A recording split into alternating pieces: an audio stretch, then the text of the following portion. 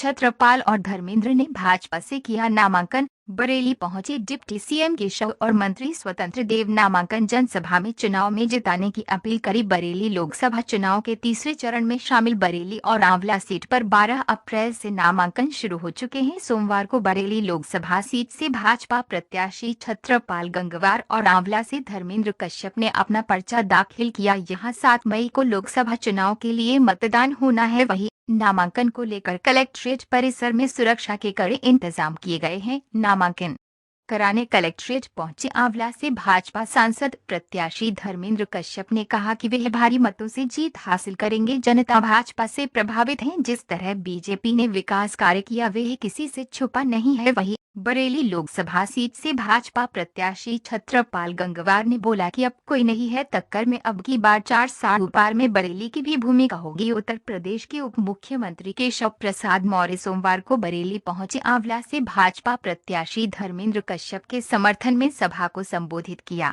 उप मुख्यमंत्री ने धर्मेंद्र कश्यप को फिर से जिताने की लोगों से अपील की। बरेली लोकसभा की दोनों सीटों के उम्मीदवारों के लिए अपील करने आए जल शक्ति मंत्री स्वतंत्र देव सिंह ने आज जमकर विपक्ष पर निशाना साधा। कहा कि भाजपा की सरकार कार्यकर्ताओं की सरकार है, वे अपने कार्यकर्ताओं को लेकर कार्य करती है। साथ ही दावा किया कि इस बार भाजपा प्रदेश की पूरी 80 सीटों पर जीत दर्ज करेगी। कहा कि बरेली लोकसभा सीट से छत्रपाल सिंह गंगवार और आंवला से धर्मेंद्र कश्यप भारी मतों से जीतेंगे। कहा कि जनता ने भाजपा को सराहा है। बीजेपी ने हर व्यक्ति को छत दी। अब देश में नीचे नीचे नीचे नीचे नीचे नीचे नीचे नीचे करिए आईडी सब लोग। और इस बार 4 साल इस दौरान साथ में कोई गई है टक्कर पे, गौतम क्यों पड़े हो चक्कर में? पर्यावरण राज्य मंत्री अरुण कुमार सक्सेना, विधायक डॉक्टर साहब ये जानना चाहेंगे क्या लग रहा है, क्या रणनीति है और किस तरीके का चुनाव आपका चल रहा है? आपने नामांकन दाखिल किया।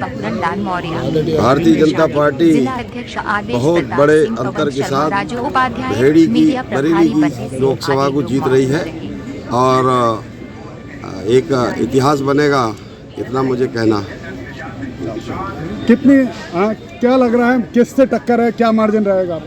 भारतीय जनता पार्टी 400 पार हो रही है और 400 से ऊपर संख्या उसमें बरेली भी शामिल है और बहुत बड़े अंतर के साथ भारतीय जनता पार्टी चुनाव जीत रही है बरेली लोकसभा का। इसलिए टक्कर पर कोई है ही नहीं।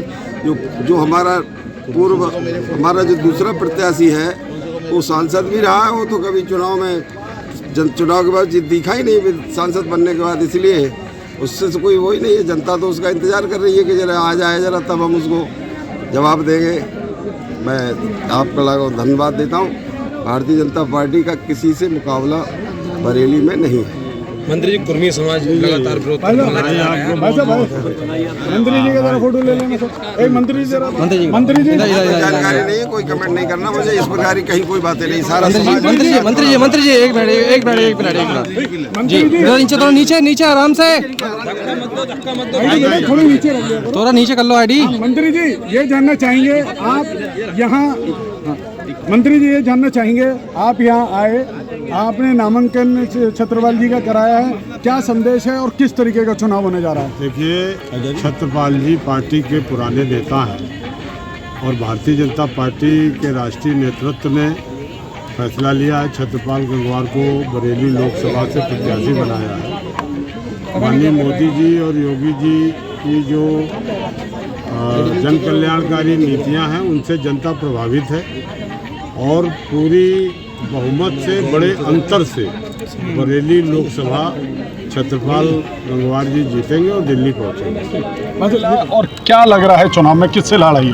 देखिए, जनता का अपार समर्थन, अपार स्नेह और अपार आशीर्वाद हमारे साथ पहले से ही था और जो पिछली बार का रिकॉर्ड इस बार टूटने जा रहा है। आंवला में हमने 3 लाख का नारा दिया था, आदरणीय उप मुख्यमंत्री इसको बढ़ा करके 5 कर गए हैं और हमारे यहाँ के लोगों ने इसको चुनौती के रूप में स्वीकार किया कि 5 लाख पार क्या करके चुनाव जीतेंगे। किससे लड़ाई नजर आ रही है? एक बीएसपी के प्रत्याशी हैं, वो बड़ा अभद्र भाषा का प्रयोग कर रहे हैं, जो वीडियो वायरल हुआ है। ऐसे ओछे लोगों को हम कोई जवाब नहीं देते। अच्छा, मैनिफेस्टो की जहाँ तक बात की जाए, आपको क्या विपक्ष लगातार इसको जुमले का मैनिफेस्टो बता रहा है, आप क्या मानते हैं? देखिए, जो हमारे नेता की नीति और नीयत स्पष्ट है, जो कहते हैं सो करते हैं, और 10 साल का ये परिणाम सेवा, सुशासन और गरीब कल्याण, जो गरीब कल्याण के काम हमारी सरकार ने किए हैं, आदरणीय मोदी जी ने किए हैं, जो बच रह गए हैं।